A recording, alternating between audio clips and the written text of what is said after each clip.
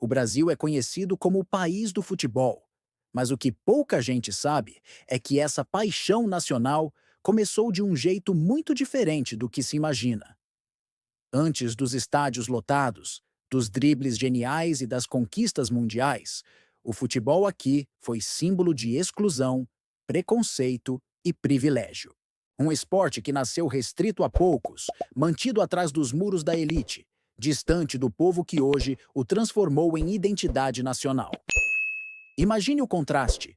Hoje, qualquer rua de terra pode virar campo improvisado. Qualquer criança com uma bola de meia pode sonhar em ser ídolo. Mas no começo, o futebol era proibido para a maioria. Negros, mestiços e pobres eram afastados dos clubes, tratados como indesejáveis. Para jogar, alguns precisavam esconder a própria pele, disfarçar sua origem, enfrentar humilhações que marcaram o nascimento do nosso esporte mais amado. E é justamente aí que mora o lado sombrio da história. O futebol chegou ao Brasil pelas mãos de estrangeiros e foi abraçado por uma elite que queria manter o jogo como símbolo de distinção social. Mas o povo não aceitou ficar de fora. Aos poucos, a bola que rolava nos campos privados atravessou os portões, desceu as várzeas, ganhou as ruas e se transformou em resistência. Foi esse choque entre exclusão e apropriação popular que moldou o futebol brasileiro e deu origem ao estilo que encantaria o mundo. O que vamos percorrer agora não é apenas a origem de um esporte. É a revelação de como o futebol se tornou palco de disputas raciais, sociais e culturais que refletem a própria história do Brasil. Para entender como a bola chegou até nós, precisamos enxergar as sombras que quase apagaram sua essência popular. No fim do século XIX, o Brasil começava a se transformar. A escravidão havia sido abolida em 1888, a República proclamada em 1889 e o país buscava se modernizar. Foi nesse cenário que o futebol desembarcou aqui, trazido não como brincadeira popular, mas como símbolo de distinção social. Charles Miller, filho de ingleses nascido em São Paulo, é lembrado como o responsável por trazer as primeiras bolas, uniformes e regras oficiais em 1894, depois de estudar na Inglaterra. Mas essa versão simplificada esconde algo essencial. O futebol não chegou apenas pelas mãos da elite. Marinheiros britânicos já improvisavam partidas nos portos, imigrantes europeus batiam bola em colônias operárias e jovens de escolas estrangeiras experimentavam o jogo. O que Miller fez foi organizar, dar forma e transformar aquilo em prática sistemática dentro dos clubes. O futebol, nesse primeiro momento, não tinha nada de popular. Era praticado em colégios aristocráticos, em clubes fechados, em gramados bem cuidados, sempre restrito a brancos ricos, descendentes de europeus. Jogar bola era, acima de tudo, um ato de status. Estar em campo mostrava não apenas aptidão física, mas também pertencer a uma camada privilegiada da sociedade. Aos poucos, a novidade despertou olhares curiosos. Trabalhadores que viam os treinos em campos fechados se fascinavam. Crianças assistiam por entre grades, sonhando em participar. Mas as portas permaneciam trancadas. O futebol, que hoje simboliza a maior paixão do povo, nasceu como um privilégio distante, guardado por regras sociais que excluíam a maioria da população. Esse contraste inicial é fundamental. Enquanto o país ainda tentava entender sua nova identidade após a escravidão, o futebol chegou como reflexo das divisões sociais. Não era apenas um jogo, era um marcador de quem podia e quem não podia fazer parte de um Brasil moderno. À medida que o futebol começava a ganhar espaço no Brasil, uma barreira invisível se erguia para impedir que ele fosse, de fato, um esporte de todos. Os clubes formados nesse período refletiam a mentalidade elitista e racista da sociedade da virada do século XX. Jogar bola não era apenas praticar um esporte, era ser aceito em um círculo social que rejeitava a presença de negros, mestiços, pobres e imigrantes que não se encaixassem no padrão desejado. Em muitos clubes, as regras não escritas eram ainda mais duras do que as oficiais. Havia seleções explícitas de quem podia vestir a camisa e quem deveria permanecer nas arquibancadas. A exclusão se manifestava de forma aberta. Jogadores negros eram barrados, operários eram desprezados, e os que ousavam desafiar esse sistema eram ridicularizados. O futebol, que hoje é símbolo da mistura cultural brasileira, nasceu como reflexo das desigualdades mais profundas. Casos emblemáticos revelam esse lado sombrio. No início, alguns jogadores negros ou mestiços precisavam usar pó de arroz no rosto para disfarçar a cor da pele e parecer aceitáveis em campo. Outros eram forçados a alisar os cabelos para tentar se encaixar em padrões impostos pela elite. Essas práticas humilhantes mostram que a luta dentro do futebol era, desde o começo, muito mais do que esportiva. Era também social e racial. Mas talvez o episódio mais marcante desse embate tenha ocorrido com o Vasco da Gama. Enquanto outros clubes recusavam admitir negros e operários em seus elencos, o Vasco abriu espaço para todos que demonstrassem talento. O resultado foi imediato: conquistas dentro de campo e um boicote feroz fora dele. Clubes tradicionais tentaram excluir o Vasco das competições, alegando questões disciplinárias, quando na verdade o incômodo vinha da quebra do padrão elitista. A carta histórica do Vasco, defendendo seus jogadores e recusando abrir mão de sua inclusão, é até hoje um dos documentos mais importantes da luta contra o racismo no esporte brasileiro. Esse período inicial revela que o futebol brasileiro nasceu cercado por muros sociais. Não era apenas sobre marcar gols ou levantar troféus. Era sobre quem tinha o direito de estar em campo e quem seria mantido de fora. E foi nesse ambiente de preconceito e resistência que começaria a transformação do futebol em um esporte realmente popular. Enquanto a elite tentava manter o futebol como privilégio restrito, o povo começou a transformar o jogo em algo que escapava ao controle dos clubes fechados. Nos subúrbios do Rio de Janeiro, nos bairros operários de São Paulo e nas várzeas alagadas onde a bola rolava improvisada com trapos, nasceu uma nova versão do esporte.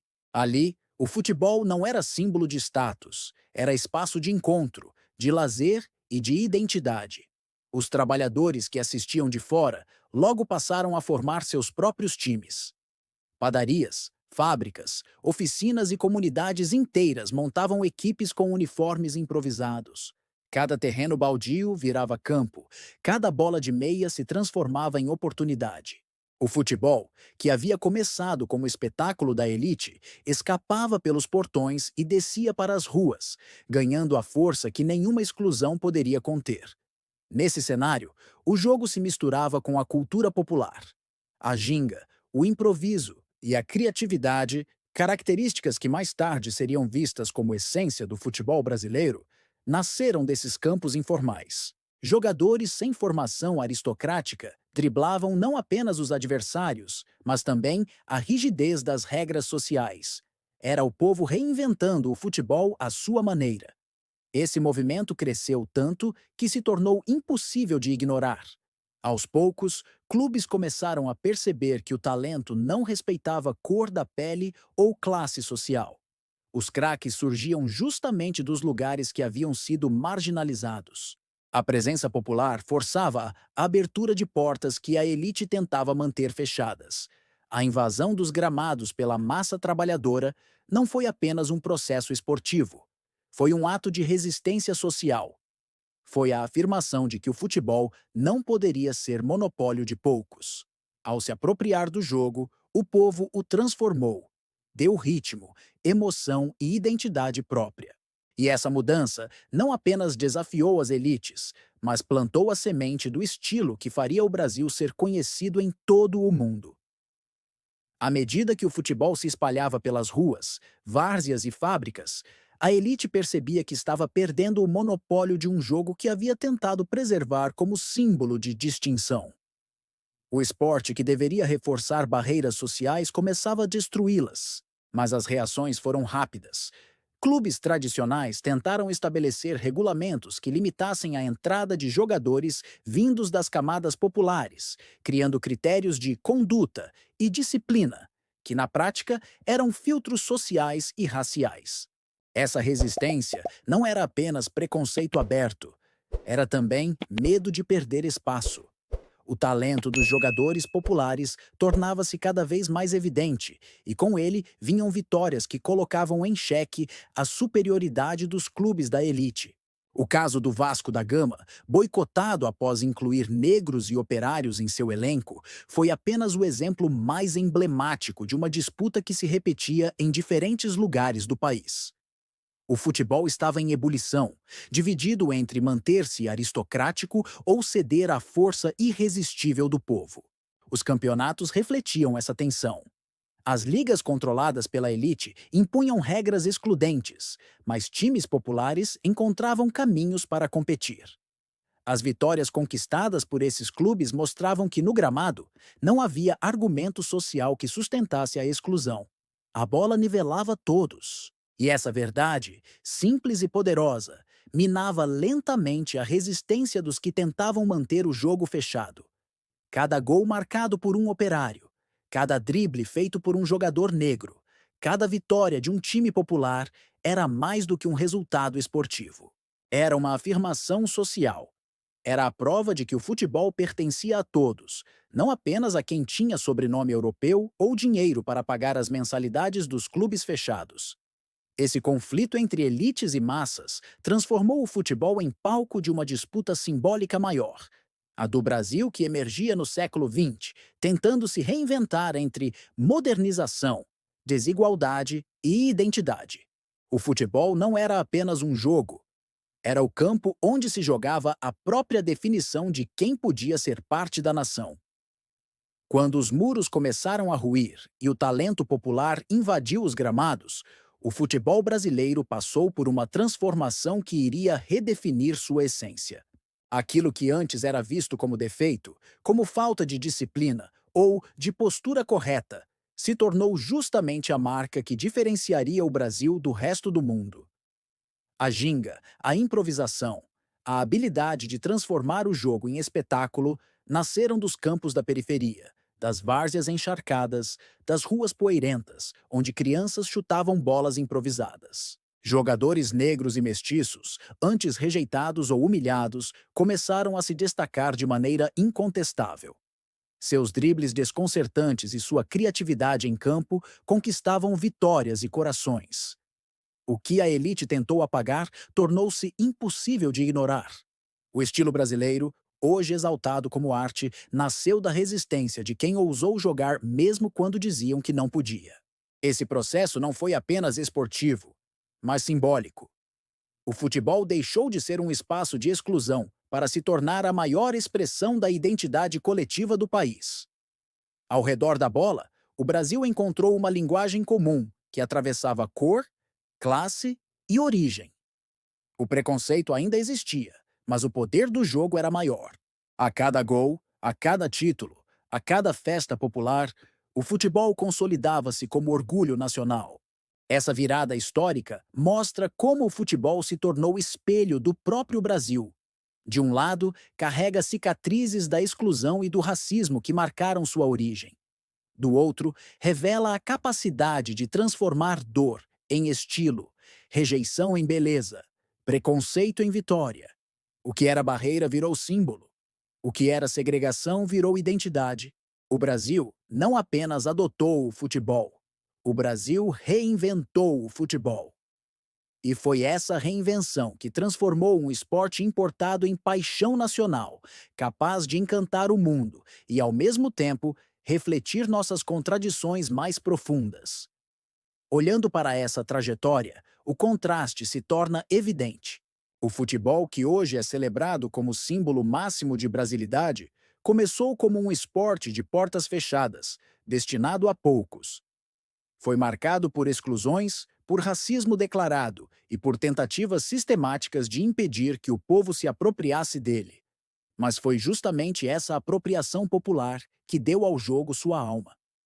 Cada drible ousado era mais do que um recurso técnico. Era um ato de liberdade.